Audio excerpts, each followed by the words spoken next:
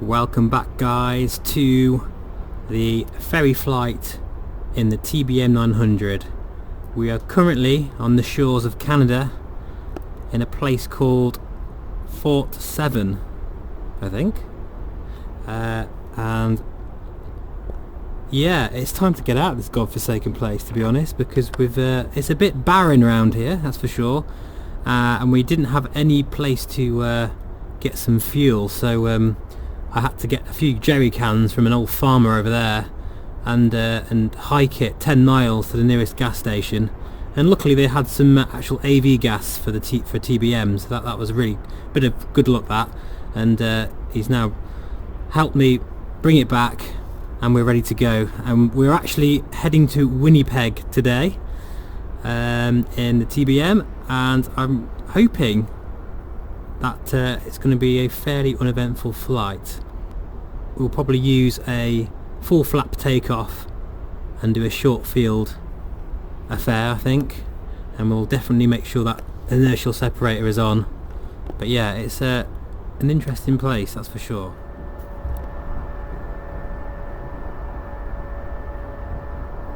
Okay, we are all lined up.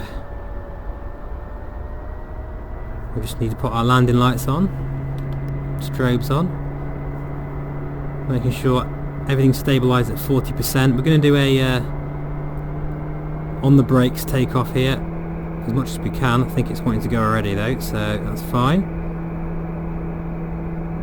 Takeoff power is set. We should literally jump off this runway with no problems at all.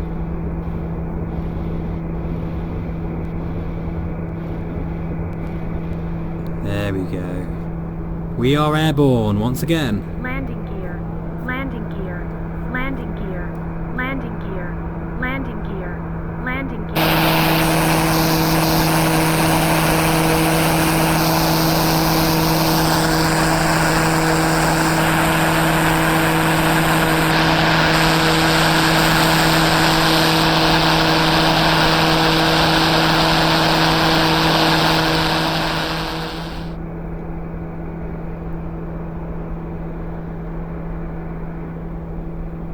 So the scenery doesn't look bad at all. I mean, I don't think I've got ortho. I mean, there is a small possibility, I suppose, that might be ortho scenery. It looks good, I've got to say. If that is default X-plane, I'm actually quite impressed with that. That's not too bad at all. And the weather today is beautifully clear, which is what we want. Okie dokie, right, so let's drop the nose a bit here. Sure everything's all flaps up and everything. We can disengage the inertial separator. 135 knots, that will do us nicely.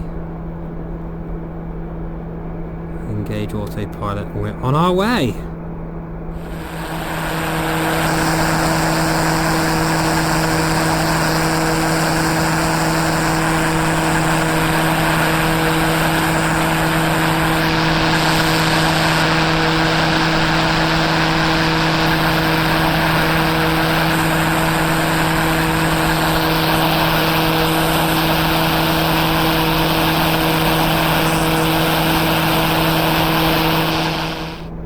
So we want to get our flight, which is that one, so that will load now, and that is our flight plan. I just love that feature.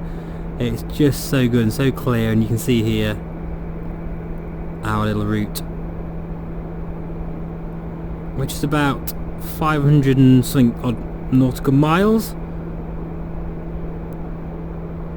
And you can see we're getting ever closer now, because our next flight out of Winnipeg will be a fairly big flight across to Montana, to Kilo Mike Sierra Oscar, in the beautiful mountains there. And then from there, as you can see, KC, that will actually be the last and final flight, and then we would have made it to our destination, which is actually I'll just zoom in there, Kilo Sierra Echo Alpha, which I'm sure many people know of. as the main Seattle International Airport.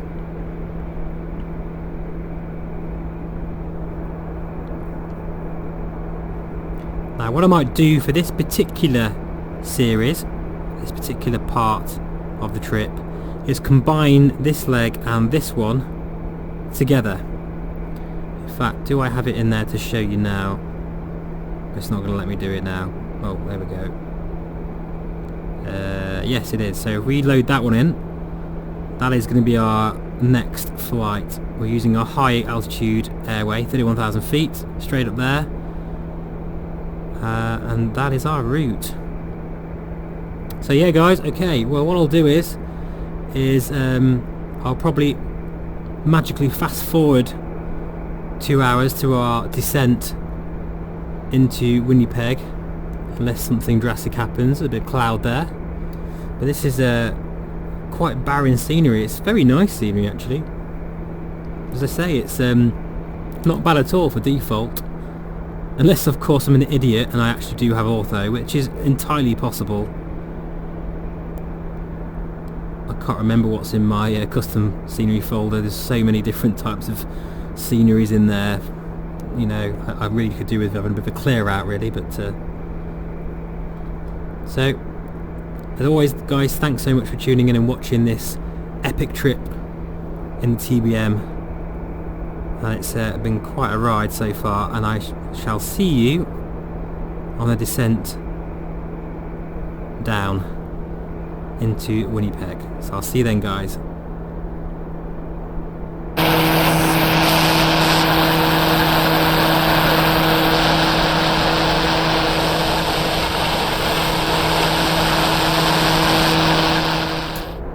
Welcome guys back to the TBM 900, currently at cruise altitude of 18,000 feet, and as you can see the weather is starting to close in and I'm getting a bit concerned.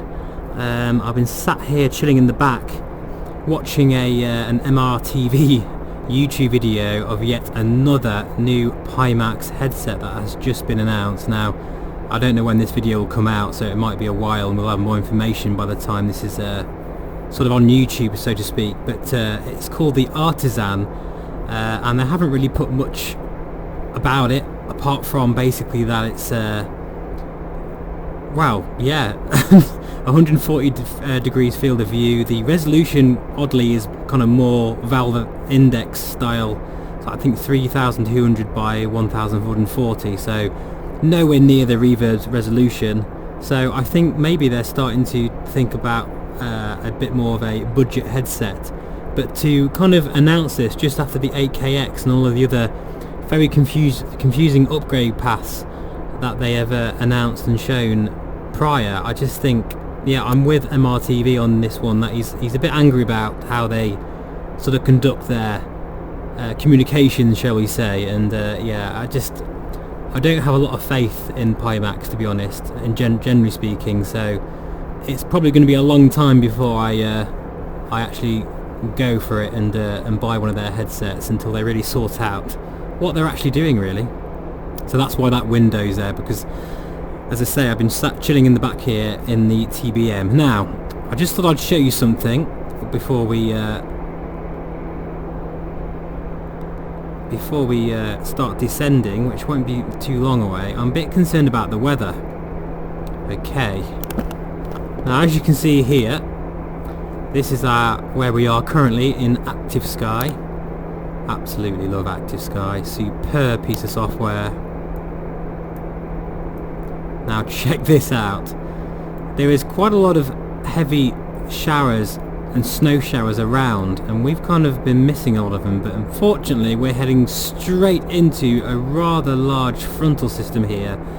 And yeah, check this out. Moderate snow, winds 22 knots gusting to 27, but the cloud cover is looking to be quite high up at 12,000 feet, and visibility is looking quite good as well. So what that means is that there is a pretty substantial cold and probably very dangerously iced up cloud layer and huge frontal system ahead of us that we're going to have to descend into. So in a situation like this, I'm thinking we're going to descend a lot sooner so that we can get out of that danger area, because I mean, it's almost tempting just to just descend into it, just to show you guys what this aircraft can do, because when you descend into a really heavy layer of ice, you know, clouds with lots of build-up of ice, you should see how things change very quickly, and before you know it, you've got ice on the windscreen and all on the leading edges, just like in the, you know, the real world, what you'd expect. And I have seen that quite a few times when we've descended into a particularly heavy cloud, that the ice build-up is almost instant. It's pretty spectacular. Talking of spectacular, actually, the clouds are looking amazing. This is Ultimate Weather 2.4, and it's looking very nice indeed. So, but to be honest, to be safe, I think the best thing to do is to probably get to Kalu, I think, which is our next heading. We've got it here, which is 60 miles away, 60 nautical miles away on our current heading of 225. I think once we hit there, as you can see, the weather even tells you there what it's like. It's okay there, it's not too bad. I think, yeah, that's probably a prudent move. In fact, we're going to be there in 14 minutes and 33 seconds according to Active Sky. We'll descend down to about 8,000 feet, I think. That's probably the best idea. So I just thought I'd let you know, guys, that is the plan at the moment. And just realised, I'm telling you, the clouds are all really nice and you can't see them, so let's just change the view.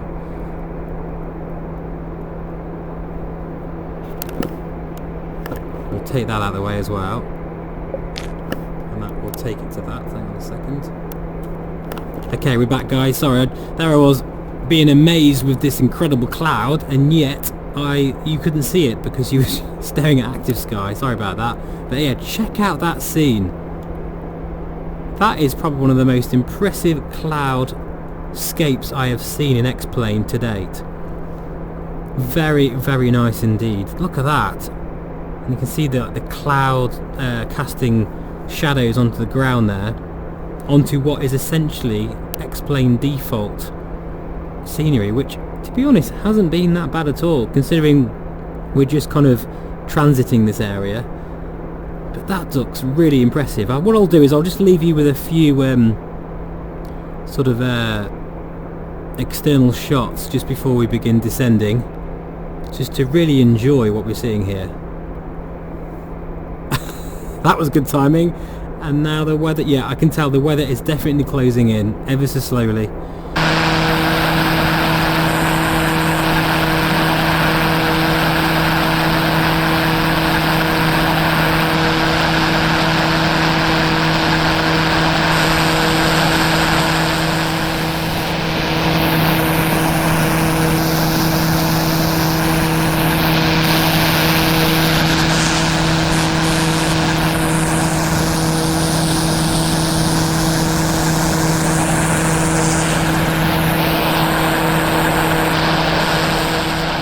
Do at this point as well is we'll bring in our very useful weather radar system on board the TBM 900, just so we can keep an eye on the real-time weather. This has both NextRad and obviously the big dome there on that left wing. This is actually more useful because this will paint a radar picture ahead of the aircraft, that is in real time, so we'll be able to see any dangerous cells and be able to avoid them a lot easier. Fantastic feature of the G1000 layout in this aircraft. At the moment we are looking pretty clear, which is what I was hoping for, so we'll go back and check that out later on. As you can see, this is where we are right now. Just zoom in there for you. We're 41 nautical miles away from our next waypoint, and then, I mean, really it's actually wanting us to descend anyway to 13,000 feet, but we're going to descend down to 8,000 feet, as I say, just to try and get away from that weather that's in front of us, which is so far moderate snow, and with that crazy temperature that is Canada is known for this time of year. I think yeah, we need to be very careful now of the decisions we make going forwards.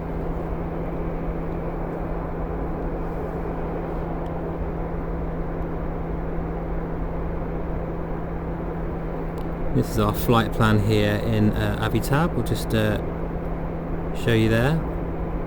So this little fix here, this magenta fix here, that's where we're going to descend. So this flight might have a bit of a twist yet. I was thinking it was going to be an easy flight, but the weather has certainly closed in.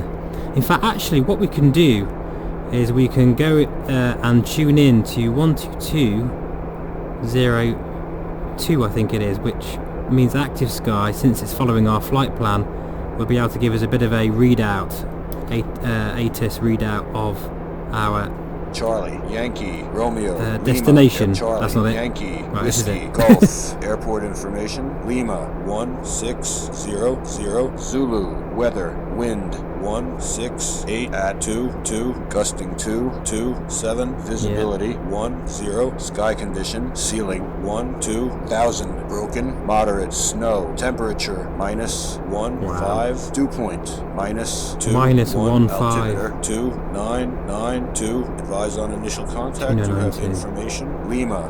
We have Lima, right, we're going to have to definitely keep an eye on that. -15 degrees, Charlie, moderate snow, gust up to 27 knots.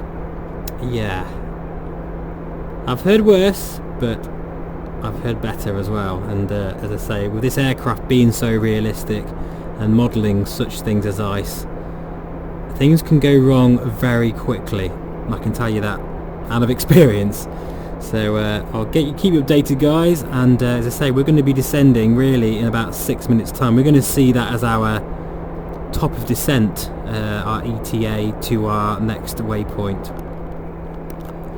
Okay, right, so we are now over our waypoint that we said we were going to start descending, so we'll do so. I'm just going to do a simple VS, and we're going to descend 1,000 feet per minute, or just under, actually. No, we'll go for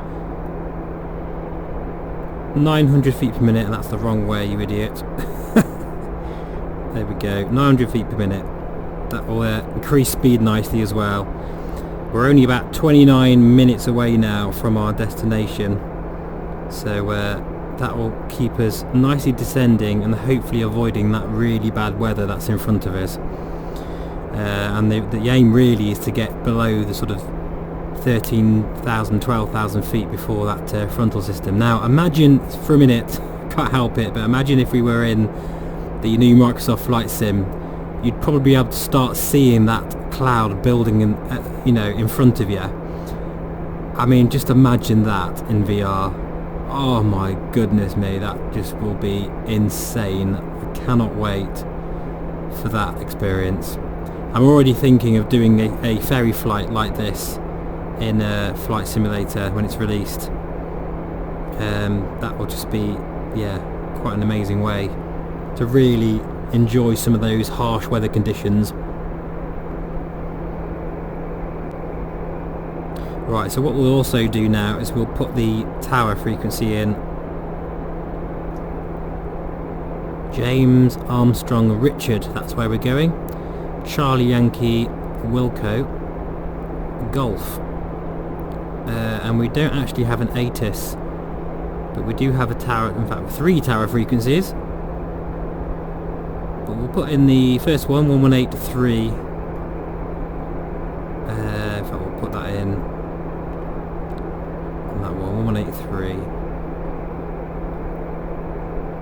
Pop that in there, and we'll put that com active so we can hear any traffic coming in now.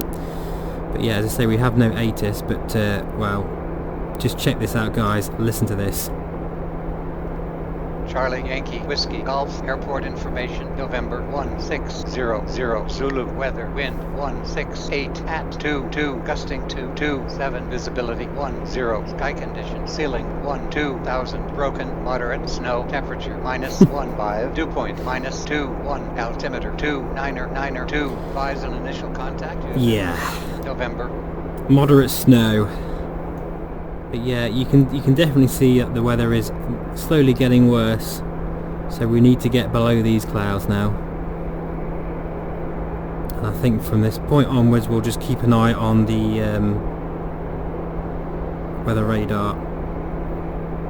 And funny is, just as I say that, look, you can start to see there ahead. That's so realistic. It's so impressive how this is all working as it should do, and it's exactly how it would work in real life, even with the kind of the way that the weather in X-Plane is not really obviously fully dynamic, but with active sky involved in the equation, and you've got your weather radar here, it gives a really good impression of it being a living, breathing world. It's nice to see that we're finally spotting some sort of main roads and arterial routes. Every now and then I'm seeing like big main roads, which is probably the first signs of life we've seen for quite some time, to be honest, on this trip. These guys that do these ferry flights in these single engine planes, they've got balls of steel really, haven't they? Just imagine that feeling when you are finally seeing civilization again. It'd be quite a relief. There was a series actually on Quest ferry pilots, and although it was a little bit over dramatized and very Americanized, it was actually great to watch, and just gave you a glimpse of what it must be like to do this as a living, really. Deliver planes, just like the TBM and even smaller, across that cold open sea, and just dealing with all sorts of issues, weather and even aircraft issues.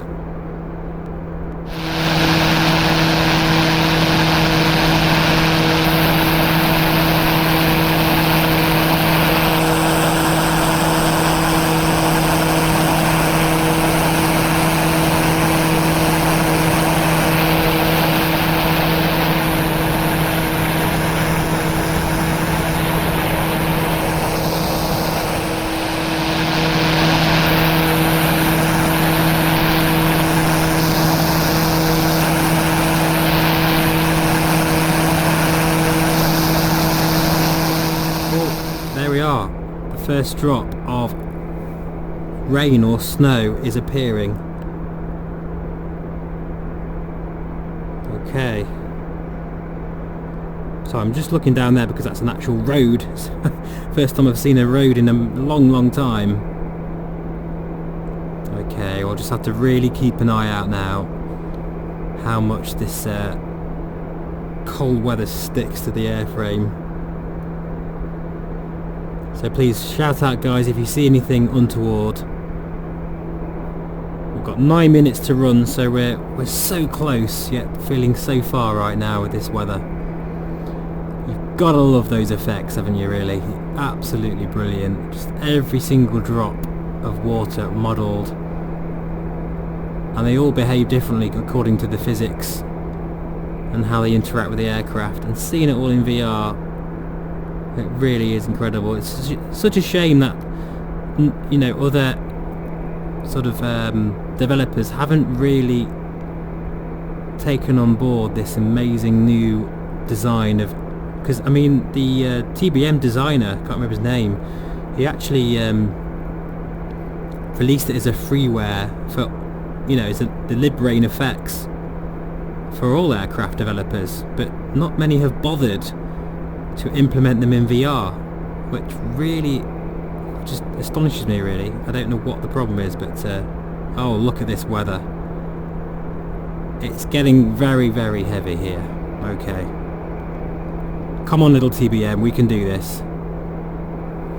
I'm going to start dropping down even further now. 3,500 feet. Go.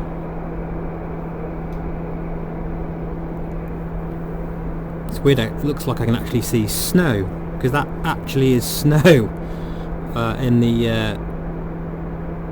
the scenery there, but I think that's just I don't think that's modelled particularly.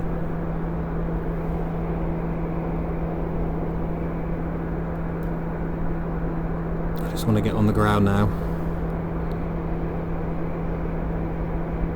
And that feeling of feeling nervous about it is incredible. How that's exactly how you'd feel in this real life situation right now.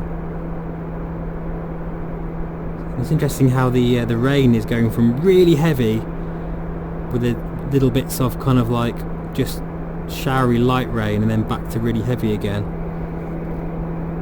But just think, we would have been descending through that thick layer of cloud if we would have listened to our top of descent, which would be exactly now, and we would be in trouble there. So I think we made a good call there. Listen to that noise. Oh my goodness me, that is icing. You can hear it hitting the aircraft.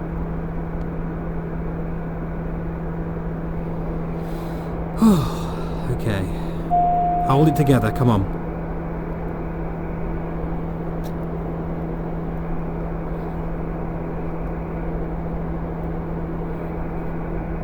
We've got this far.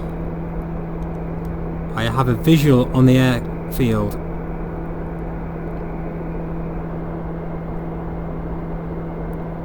I think.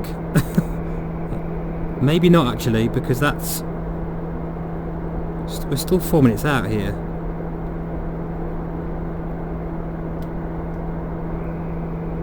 Where's that then? That's...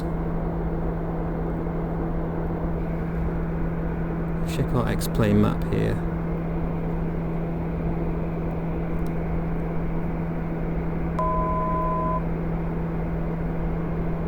Okay, yeah, that is not our airfield. Getting a bit carried away here. Although that's a very nicely modelled airfield. Could quite easily go there instead. Well, we'll just check to see where we're landing is decent enough. We could probably spin around and land there. You can see all those snow drifts on the runway there.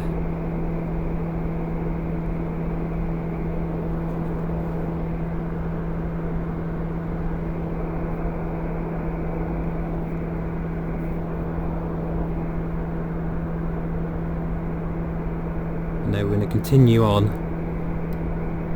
Foolishly maybe, but we're going to continue on. Okay, I'm seeing another airfield. That's got to be ours.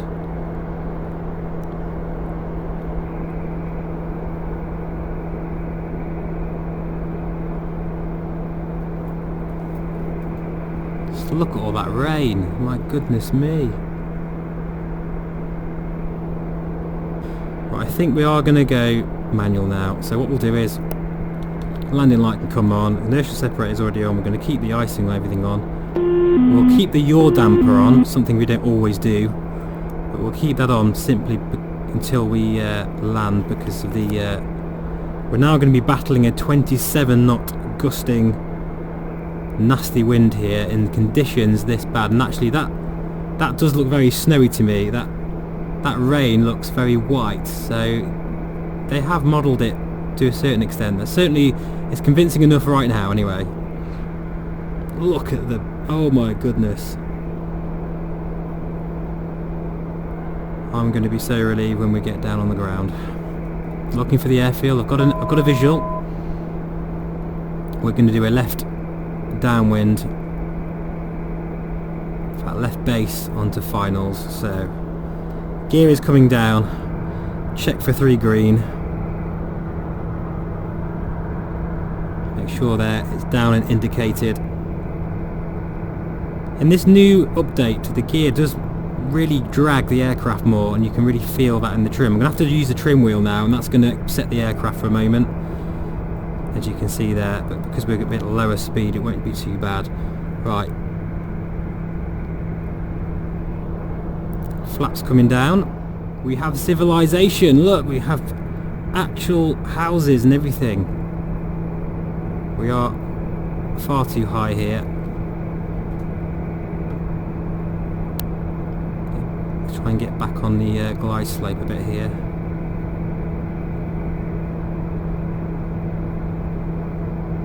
This is such a great experience in the Reverb. Oh, I love it.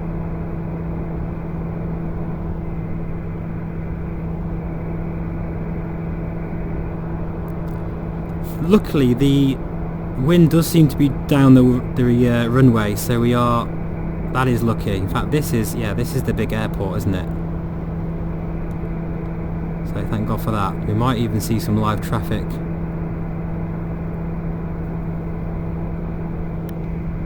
Oh, it's good to see some civilization again.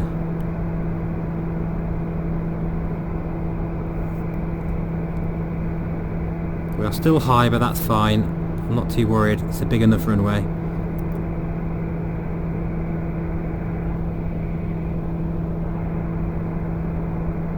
Any stutters you saw there, I'm just taking a few screenshots. Always taking screenshots. Okay, really fighting that wind, but it's not too bad considering. Look at that rain. We're just going to settle down on the runway here because it's going to be slippery. Oh, that wasn't very good. Bit of a bounce there. Just caught a bit of a gust right at the wrong moment there.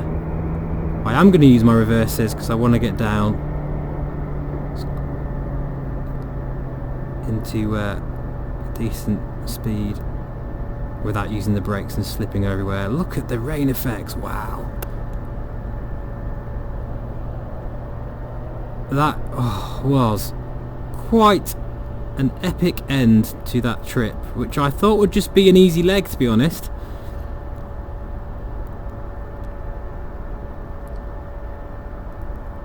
And I was thinking about putting two legs together in a video, but after that I think I'll just put this up on its own.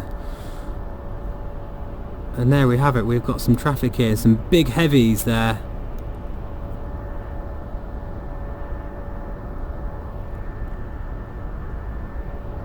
Right, let's clean this plane up a bit.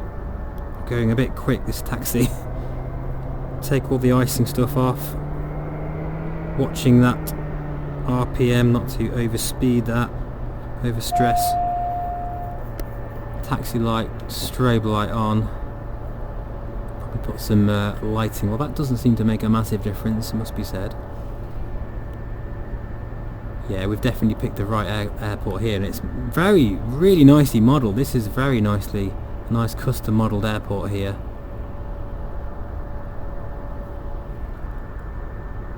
What a relief.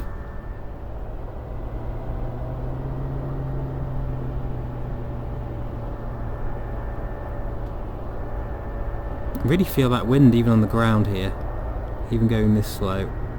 There we go. Whew. The rain, how it, when you change to high idle and change to feather, look, I'll just show you this, look at that rain effect, how it moves.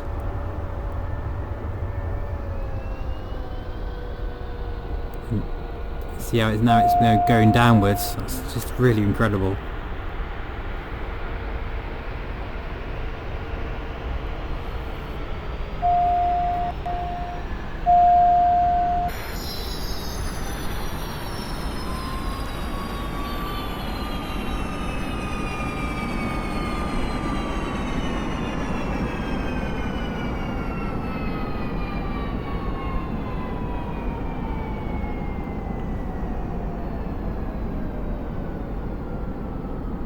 Okay guys, thanks so much for tuning in for this leg to Winnipeg. And I'll see you on the next one, which will be heading into Montana as we get closer and closer to Washington. I'm gonna go grab myself a hot chocolate or something to warm up. Take care guys, see you soon, bye bye.